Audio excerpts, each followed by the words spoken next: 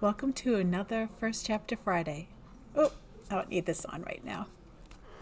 Okay, today's book is Maya and the Rising Dark, and it's written by Rena Barron. Chapter 1. The day color bled from the world. T minus 5 days. 5 long, torturous days until school was out for the summer. Not a moment too soon either. My math teacher, Mrs. Vanderbilt, had kept me in after-school tutoring the whole year. She said I was gifted. But to be honest, I had no clue what she was talking about half of the time. My brain felt as lumpy as a vanilla pudding they served in the cafeteria on Mondays. "Practice makes perfect, Maya," Ms. Vanderbilt chimed at her desk. "Get to work." "Yes, ma'am," I mumbled back as I stared at the chalkboard. Only the top of the red fro poked from behind the tower of papers. If she didn't give so many quizzes, she wouldn't have a stack of tests to grade that stretched from Chicago to LA. Today she had me working on situational math, and my head hurt just thinking about all the steps needed to solve the problem. She had written a recipe for candy apples and the price of the ingredients: apples, popsicle sticks, sugar, food coloring, and corn syrup. I had to figure out how much it would cost to make 50 candy apples. That wasn't really rocket scientist, but math took time and focus, both of which I was short on. Ms. Vanderbilt got worked up about fractions and decimals the way my friend Frankie got excited about science projects. Now Frankie, she was a genius. She had the grades and the IQ to prove it. But to me, math was about as interesting as watching paint dry, which was actually a thing I had to do for art class once. Interruption. Okay, here we go. Nice and quiet after school hours. I'm actually going to keep that. I glanced over my shoulder at the clock on the wall. 15 more minutes, and then goodbye school, and hello weekend. Papa was due back from his work trip tonight. I bit my lip, wondering what he'd bring me this time. My favorite gift was the red and gold sash that he swore belonged to the great Orisha Oya, from his favorite comic book. Oya wasn't real, so of course the sash wasn't really hers. Still, it was pretty, and I wore it to school for a week straight. I dragged the chalk across the board, taking my sweet time. No way was I squeezing in another math problem before 4 o'clock. As long as Miss Vanderbilt had heard the sound of writing, she would keep her attention on grading papers and not on me. As I worked out the cost of 1 candy apple, a shadow fell outside the window. I bit my lip, trying to concentrate, but something edged at the back of my mind.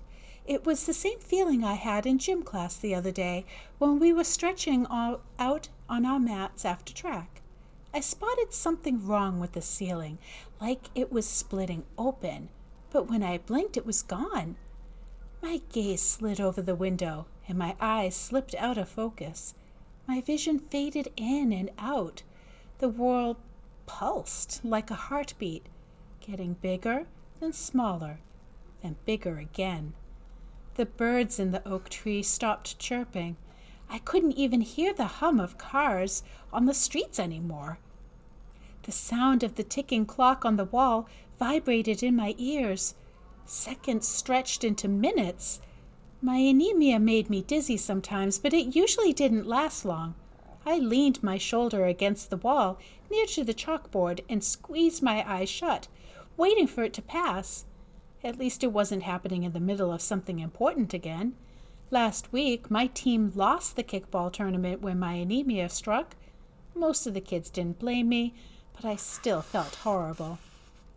When the dizziness went away, I opened my eyes again and froze in place. My jaw dropped. I couldn't believe what I was seeing. The color bled from the world like someone was sucking it away with a straw. The window was gray, so were the trees, the sky, and the school flag. At first, I thought the sun hid behind the clouds, But this was something else. Something was wrong. Black lightning etched across the sky like ripples moving on the surface of a lake. I snapped my head around to look at Miss Vanderbilt, my heart thundering against my chest. She was still hunched over her papers, but she was frozen. Not frozen like a popsicle stick, but frozen as if time had stopped. I wiped my sweaty hands on my pants. Frankie would say there has to be a reasonable explanation, but nope, there was nothing reasonable about this. This was bad, really bad. Miss Vanderbilt? I said, my voice shaking. When she didn't answer, I blinked twice, unable to think. Then, as if someone waved their wand and put everything right, the leaves on the trees changed from ash gray to dull yellow to green. Birdsong poured into the classroom again. Cars droned on the streets. Voices drifted in from the hall. "My goodness, Maya," Miss Vanderbilt said suddenly. "I didn't mean to keep you late."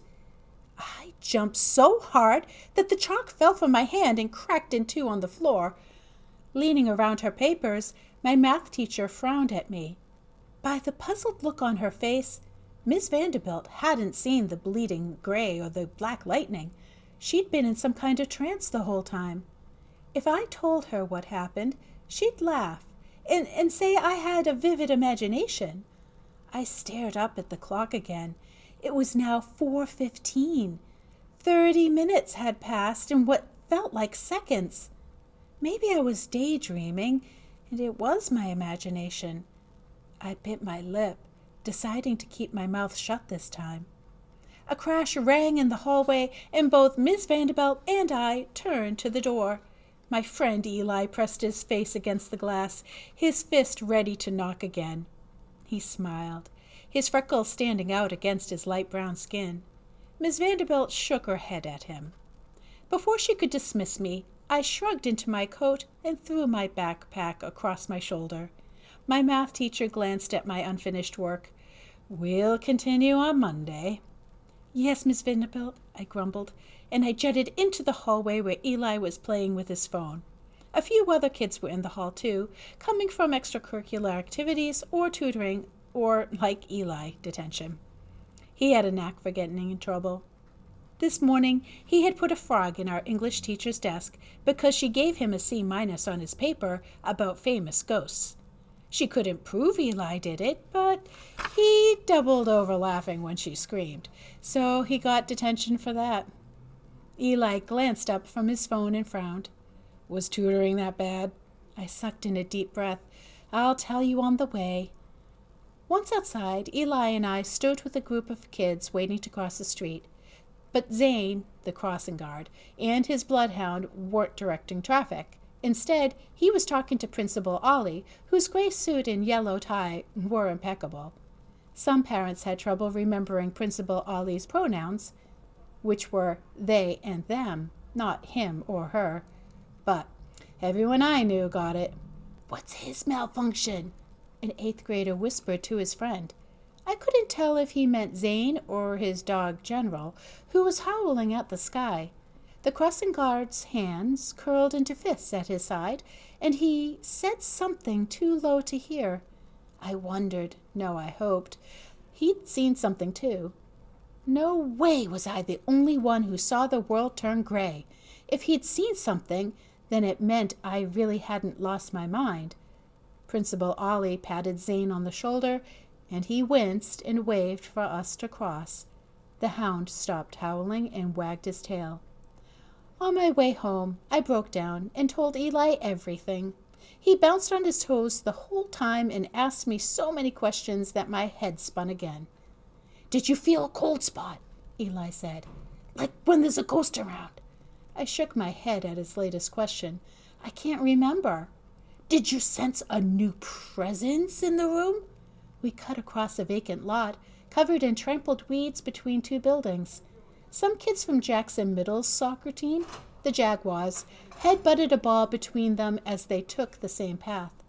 "No," I answered, still trying to make sense of everything. We ducked out of the way of a man speeding down the sidewalk on a sky blue divvy bike. He rushed to the rental station next to us and then shoved his bike into an open slot. Looking at the rows of bikes, I kept expecting to see a smudge of gray or a black lightning, but everything was as it should be. "You know, there's a bike lane, right?" Eli yelled at the man walking by. Glancing to my feet, I said, "You think I'm making this up?" Eli adjusted his back straps. "Heck no. Earlier this week, Priyanka said she saw two crows talking to each other." If something weird happened, people always told Eli. He was the king of weird. "What do you mean, talking?" As we crossed Ashland Avenue, cars honked their horns, and the traffic stood in a standstill. People coming and leaving the shops on both sides of the avenue were as loud and noisy as the traffic. "The way we're talking now," Eli said, a goofy look on his face. I swallowed the lump in my throat. "What were they saying?" Eli shrugged. "Priyanka said they spoke in a language she'd never heard before." "What's your theory?" I asked. "Sometimes ghosts can inhabit the bodies of the living." Eli grinned as if he'd been waiting for this moment of glory. "I guess they would have wanted to inhabit human bodies, but hey, wandering spirits can't be choosy. Priyanka showed me the video on her phone. For a second, you see the two crows facing each other, and then the screen turns gray. Even the sound went out." "Gray?" I asked, as we passed the corner store. My eyes landed on the empty crate against the barred window. That was Ernest's spot. He was always around after school, tapping his foot and playing the harmonica tangled in his bushy beard. Not seeing him was one more strange thing to add to an already strange day. Ghosts seemed unlikely, but at this point, they were better than an alien invasion. "Have you heard of anything like this before?" "No," he said, his voice hopeful. "But I'll do some research this weekend." We stopped in front of his grandmother's 3-story graystone. Jayla, his little sister, knocked on the window on the top floor and waved at us. She and Eli shared the same freckled faces, light brown skin, and hazel eyes. I waved back, and she poked out her tongue. "Lady staff that are still in the building, they may be testing the fire alarm, so if the fire alarm goes off, you do not need to evacuate. It's a test." Wow.